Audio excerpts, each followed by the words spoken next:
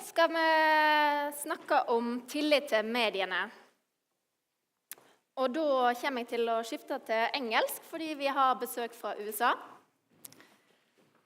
How can we increase trust in media? We talk a lot about the fact that we need to focus more on building trust, but how can we do it? What actually works? Is it just about making great quality journalism? About being more transparent? Educating the audience about what journalism is about?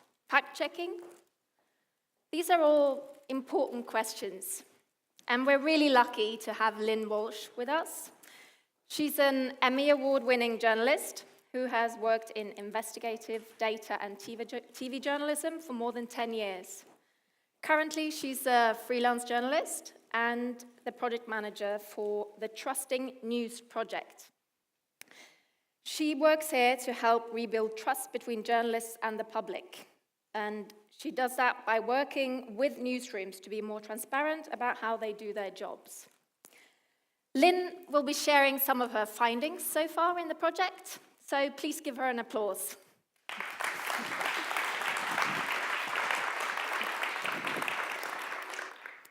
Thank you so much. First, I just want to say thank you for having me here today. It's great to be here, and hopefully you are able to learn some things about what we are learning with the project. And I also just want to say before I start, and I'll mention this at the end as well, if there's anything that we can help you with at the project, I'm going to be here all day, and I'm glad to answer questions about the examples that I show, or talk more one-on-one about what you're trying in your newsrooms. First, I want to start and kind of give an overview of what is happening in the United States, but also around the world when it comes to trust in journalism, trust in news. I particularly really enjoy this quote because it really does, for me, hit at the heart of what we're talking about when we're talking about trust. And this is true in newsrooms, and as we know in our own personal relationships, this is something that is true as well. Trust is not something that is built overnight. It takes time, and that is why, while we may not have trust issues in our own newsrooms right now, maybe here in Norway or in other countries, in the US, unfortunately, we do, it's important to start building this because it does take time to build, and it can only take one mistake, two mistakes to really break that trust. So as we look at trust in Western Europe, I'm sure some of you have seen this before, primarily right now when you look at kind of the main areas of government or power control, for the most part, trust in the military is very high across Western Europe. Trust in banks and financials, it's kind of hit or miss depending on where you're looking. Trust in parliament or the people, the legislators making the rules, that's a little bit lower. Trust in news media, though, is probably some of the lowest across the board when you're looking at the different countries. This comes from Pew Research Center, the survey from 2017. Now, when we look at the US, there are some similarities, but also some differences. Trust in the military is still high here in the United States. Business leaders, it's about a little lower than 50%. Our elected officials is where the big difference is. The US population, according to this survey, the trust in elected officials is extremely low, and the news media also is low and has been lowering and decreasing for many years. Specifically in the US, trust in news hit its high point in about 1976. This was after the Watergate scandal. That year, 72% of Americans said that they had a great deal or a fair amount of trust in news organizations. Now, that since about the 1980s has declined. That decline has happened around the same time as cable news started, the 24-hour news channels, the CNN, the Fox News, the MSNBC, and hit about the mid 50%. 50% of people said that they did trust media. So 50% also said they didn't trust media. That's in the mid 90s. But it's consistently gotten even lower than that since the mid 90s. And it hit the lowest point ever September 2016. So this is right before the presidential election, and it was at 32%. Last year when this survey was done, we rose a little bit. It was just a couple percentage points, but still at a very, very low mark. When you look at, again, this is just another kind of how it's changed. This is from 2018, a Reuters Institute for the Study of Journalism report. You see that the US decreased about 4 points. Here in Norway, you stayed about the same, about 47%, so didn't see much change. It is interesting to see some of the countries where they saw some increases.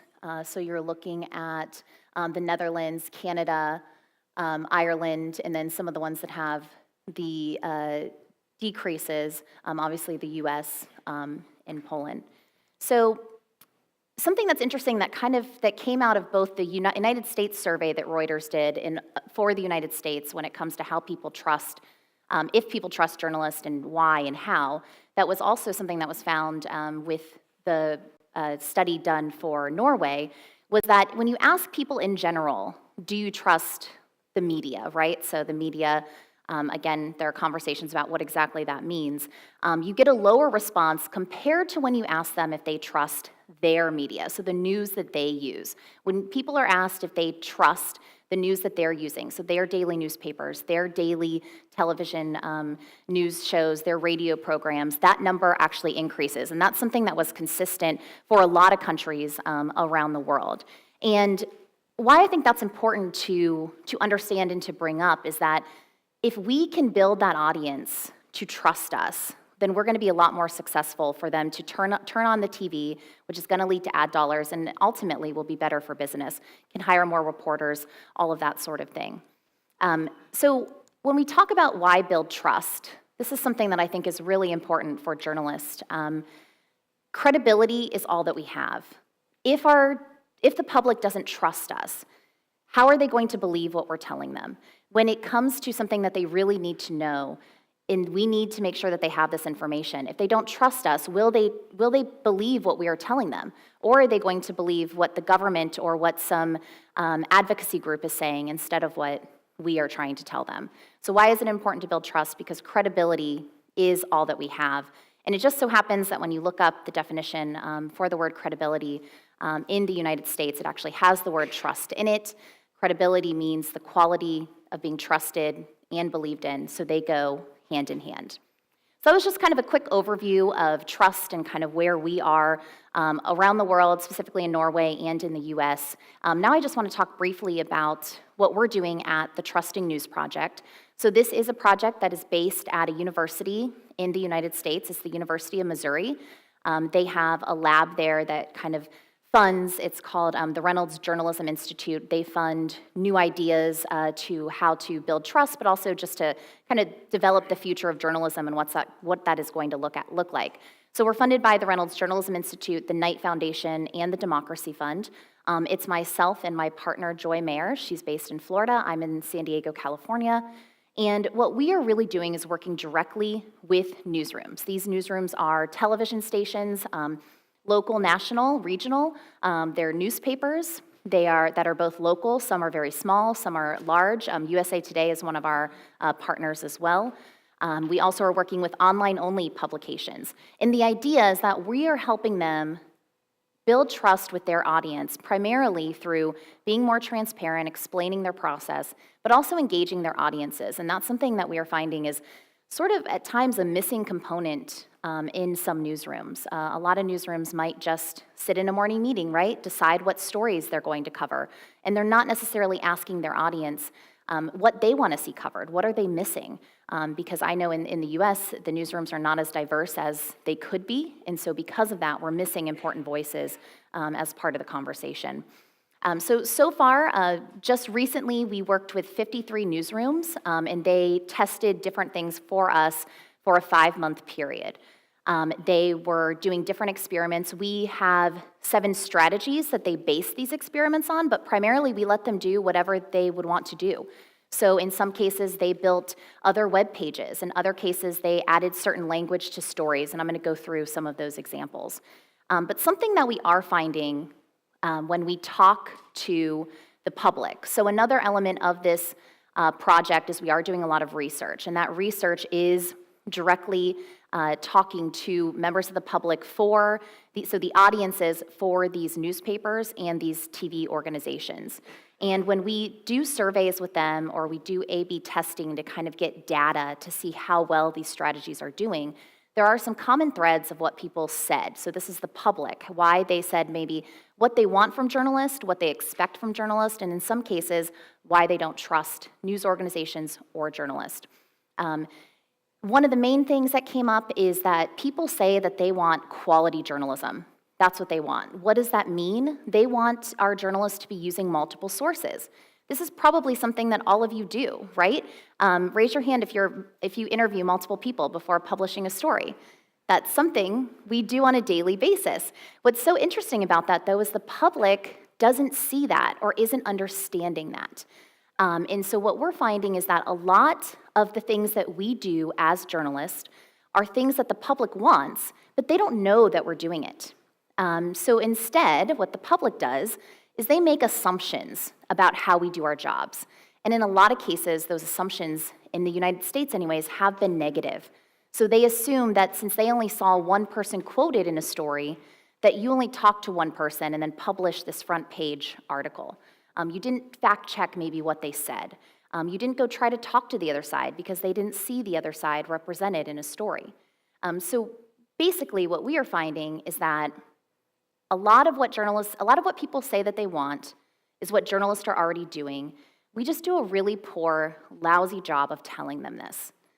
And so that's kind of the foundation that a lot of what the strategies are based on with the Trusting News Project. That's kind of the foundation that we're going off of. The year right before the election and then during the 2016 election, was the national president for the Society of Professional Journalists, which is one of the largest journalism organizations in the United States. And I was able to talk with lots of different groups of the public, but also of journalists. And I did find that this was very true. I had lots of questions that came from members of the public, members of my own family that didn't understand how things worked. And because they didn't understand it, they made these assumptions. And I would say, whoa, wait a second. No, we do talk to that person. And oh, if it's an anonymous source, we do know who it is, actually. We're just not sharing it with you. And there were all these light bulbs that kept going off for people. And what I found is when I had those conversations, I was able to then kind of meet in the middle at a mutual understanding and then be able to discuss the story more and get better feedback that wasn't so negative or kind of this attack against the news media. Just another example of how people make assumptions is that this is a journalist in the US, and she was reaching out to try to interview some people who are posting on YouTube different things, and they all wanted to be paid. And they're like, well, what do you mean you don't pay people to give you information? And that's really, for most US organizations, we're not paying to do interviews. That sometimes is not followed on the national level, but for the most part, in local and in regional, we are not paying people to give us information. And that's something that's important, I think, for the public to understand. Because if we are paying them, there could be the sense that there is this bias, right? Because they're getting money to talk to us and to share their information. So we know what the problem is, or we think we know what the problem is. We think we know how to fix it. So what can we as journalists do? At the Trusting News Project, we're really encouraging our news partners, but really any journalist, to recognize that actively earning trust is now a part of our daily job. Just doing good journalism isn't enough anymore. Yes, we need to continue to dig into stories, to publish good investigative stories, hold the powerful accountable, cover our communities accurately and fairly, but we also need to make sure that we understand that we have to also be thinking about, does our audience trust us? How do they feel about our coverage? Have we checked in with them often? So that means investing in an understanding of what our audience thinks, what they value, what they misunderstand, and also paying close attention to what they're complaining about. In order to deal with this, there are two different ways that you can approach this, and I think you have to do both kind of at the same time, or at least attempt to participate in both sections here. So you have institutionally. This means look at your news organization. What is your brand? What are you communicating to the public about who you are as a news organization? Think about, what are your policies? What are your ethics? Obviously, we all have them in place, but is it clear to our newsroom what those are? Would your reporter that you send out be able to really define and share what your ethical decisions are when it comes to reporting crime, when it comes to whether or not you give a name of a victim or a survivor in certain cases, and then we need to share those. So making sure that you kind of have these conversations of, this is what we stand for, and then being willing to share those with the public. Then you have the day-to-day. So those are the institutional aspects of what we're talking about. But from day to day, it's also important to kind of keep reminding the members of the public and our community what we believe in. So how are we deciding and communicating, how we make decisions in the newsroom? I know in newsrooms that I've worked in, I most recently was with the NBC station in San Diego, leading their investigative team, and constantly we had to make decisions about if we're going to show certain video, if we're going to use certain people's names. I mean, these are things because of, yes, legally we could do those things, but ethically we were really thinking about the harm that it could cause, right, that individual. Or if we need to really reveal this because that individual is a private citizen. So some of those decisions that are being made every day, no matter the story, are things that we should be talking about. And then another important part that you could do day to day is talking about who your journalists are. Something that's really interesting, even sometimes, like I'm a journalist, I've been a journalist for more than 10 years, and I don't think a lot of people, even in my family, understand what journalists do. They know a journalist, they can say, but do they really understand what we do? So making it a point to share who our journalists are, that they're members of the community, what they are doing, that they're real people is also really important. So with that, I'm going to go ahead and start with some of the examples. I have about 20 or so, and I'm going to go through them kind of quickly just because I want to make sure that there are some that sort of resonate with everyone. Like I said, I'll have time to talk more about this throughout the day, so feel free to grab me. The first one I want to share is from a local TV station in Indiana, so they're medium market size, I would say. They did something to try to be more accessible. They held like a Reddit Ask Me Anything. I don't know if you're familiar with those, but they did it on Facebook through a Facebook Live. So the idea was, here are our top 2 editors, and we're going to make ourselves available to answer any questions you may have about journalism, but also about our station. Some of the things that they covered, they talked a great deal about their ethics. So they talked about, how they choose stories, how they don't purposely not let stories make it through or get published, that there isn't any kind of like secret gathering of like, no, these types of stories can't be done, because that was something that one of their viewers assumed. And again, it was this assumption that was incorrect. They also talked about how they fact check, how they talk to multiple sources, and then also how they basically pick which stories to cover. This is a big one in the US. People are so confused and don't understand why we cover a story A versus story B, right? Why we cover a story in a certain neighborhood over another neighborhood. And sometimes what that can cause is this tension that this neighborhood doesn't matter because you always cover stories in this neighborhood. I'm not sure if that happens here, but those are things that are happening in our communities a lot. So anytime we can explain why we choose to cover stories is important. And then this commitment to the local community. I think sometimes people don't really understand that they're reading journalism or news, so especially some of those feature stories as you're showing up at high schools and maybe covering sports, right? That's journalism, that's news. You're part of the community. Covering an arts fair, that same kind of thing, that is still news and that is journalism.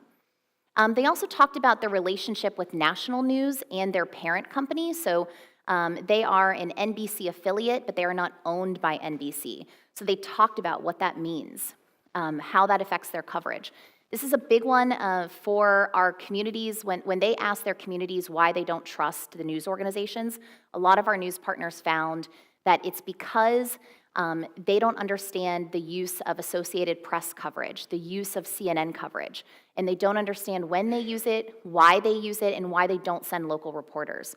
And because it wasn't a local reporter, it actually made them distrust the news organization as a whole because they didn't understand that the organization and commitment that they have together.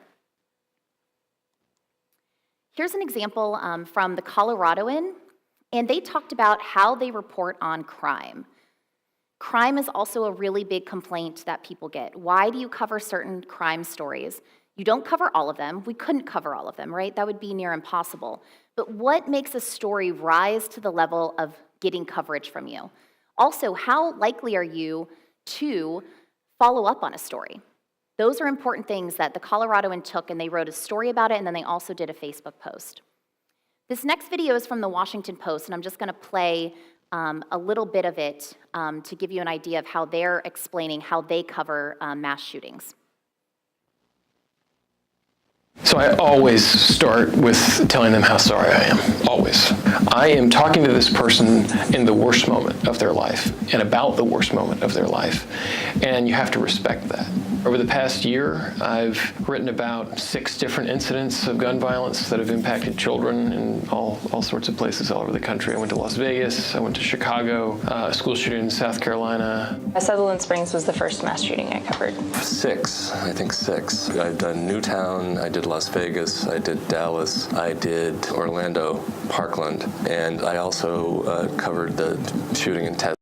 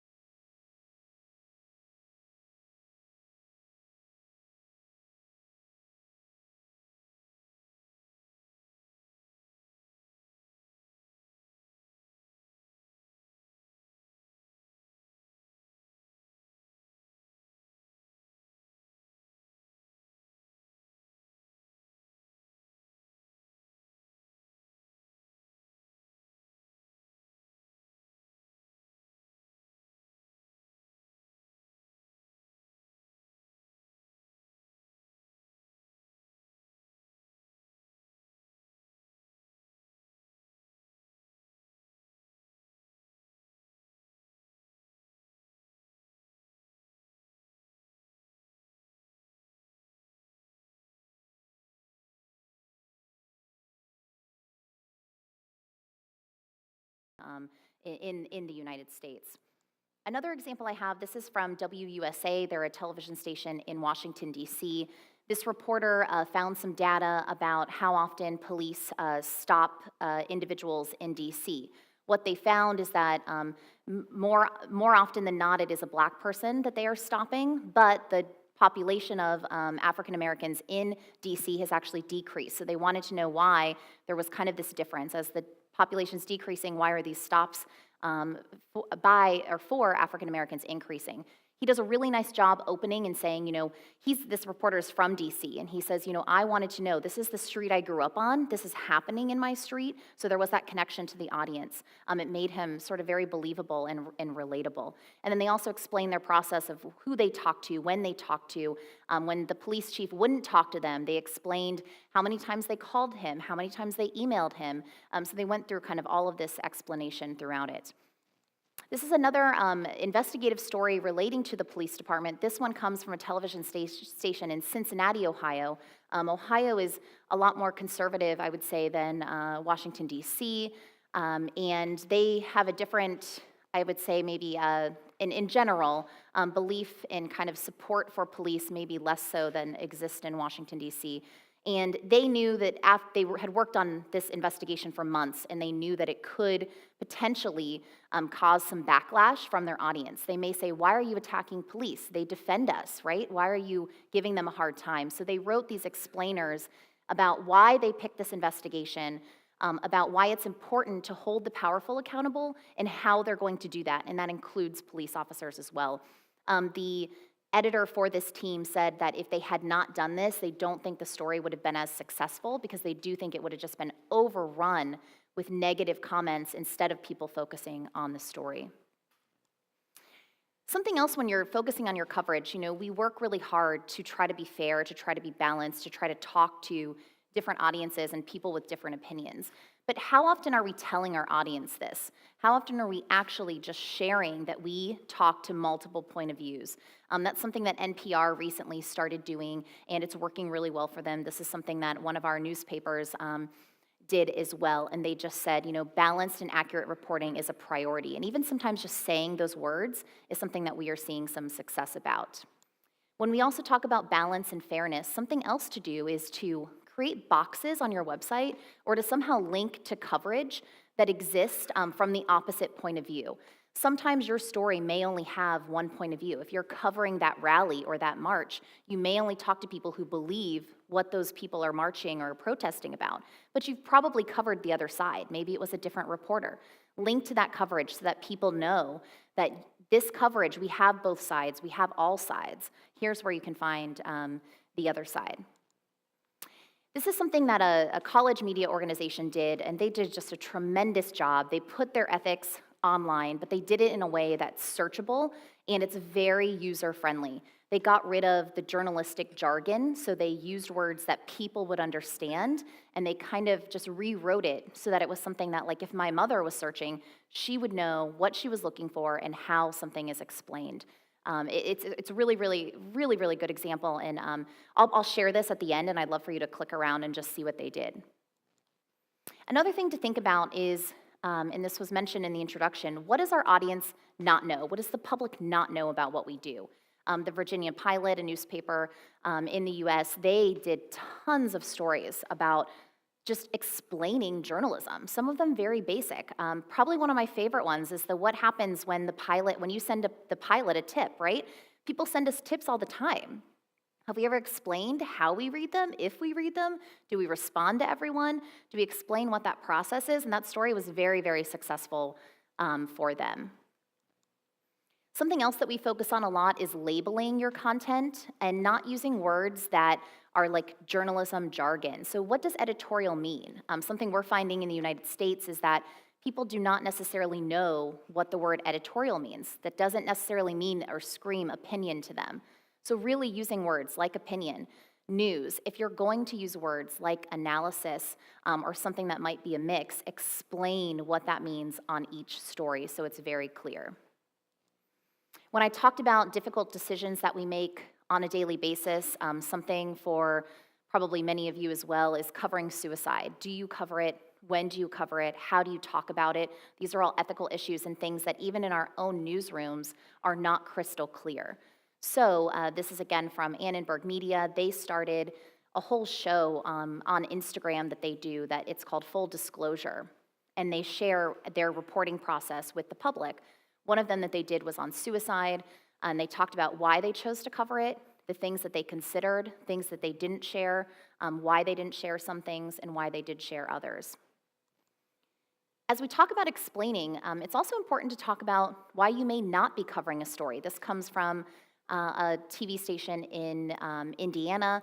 They talked about when and why they will cover stories about possible school shootings, so school threats. Something that we see in the US is after a major school shooting, you see a lot of threats in your local community. This has happened in every community I've worked in, and the local high schools will be shut down, or they might be on high alert for whatever reason because there was a threat called in. So this TV station decided to say, here's when we will report on those, and here's when we won't. And their reasoning is, they're basically balancing two different things, reporting a possible threat to public safety, but reporting it may cause more threats. So when do they do it, when don't they? And they explained their decisions there. I mentioned describing your journalist and not being willing to put them kind of front and center and do behind the scenes stuff. This is stuff that is working well for some of our newsrooms. For other newsrooms, it's not working as well, and I think that depends on how well you know your audience and how well that individual journalist, how comfortable they are interacting with the audience. But I think it is important to try to highlight who we are, that we are people, things that we do in the community, things that we care about as journalists. This is something one of the news organizations, it's a newspaper called The Coloradoan, and they have a paywall, so that means you can't get stories without paying for access. And they really take a really hard line on this, and they will delete comments from people who tell people how to get around the paywall. They are, kind of very strict about their paywall, and they're not afraid to address it. The thing that works really well for them is they're really great with their tone, and I think that's really important. They're very kind and they're nice, but they also give people information and are firm about the fact that they don't want people getting their information for free because they see a value in it. When we talk about tone, something that's really important is to make sure that you are human and to actually answer the question. That's so important. I think sometimes we say, thank you for contacting us, we really appreciate it. Then we don't answer their question, or we provide something that's kind of sort of related, but it's not specific. I think it's totally okay sometimes to say that you don't have the answer right now, but you're working to get it, and you will get back to them. Or say, this is something we are still working on, and we'd love your feedback. So if you have thoughts that we can take back as we develop this, we'd love to have it. Showing that we are human and that we are compassionate and that we are real people is something that is really, really important. A lot of people think that journalists are kind of in their ivory tower making decisions and aren't connected or know what's going on with the community. This is another really good example of tone. This comes from the Fresno Bee. It's a story about this 11-year-old who won this cooking show. One of the commenters says, because they called her a cooking whiz, and the commenter says, "Whiz, what culinary art school did she attend and graduate?" They respond and they say, "She's 11 and she's been invited onto a national cooking show. That seems pretty impressive, don't you think?" So it's kind of a way to deal with maybe people who might be trolling. You can still have a little fun with it. And I have just a couple more examples, and then we'll have the conversation. Responding also means, answering the questions and answering the comments. This is something that can take a lot of time, but it is something that's really, really important. In this example, they explain what breaking news is and their approach to breaking news. This is something that's a little bit more upfront, and I would say maybe a little more aggressive. They actually came out with a campaign that said, "We hate fake news too." And basically saying, you're not gonna get fake news from us. We are real news. Here's what fake news is. We don't like it, but we are going to give you real news. And then I'm gonna skip that last example, but I do just wanna put this up really quickly. If you wanna get in touch with us or get involved, please, like I said, don't hesitate to reach out. And I'll be around the rest of the conference today, and you can always tweet to me or message me. So thank you so much.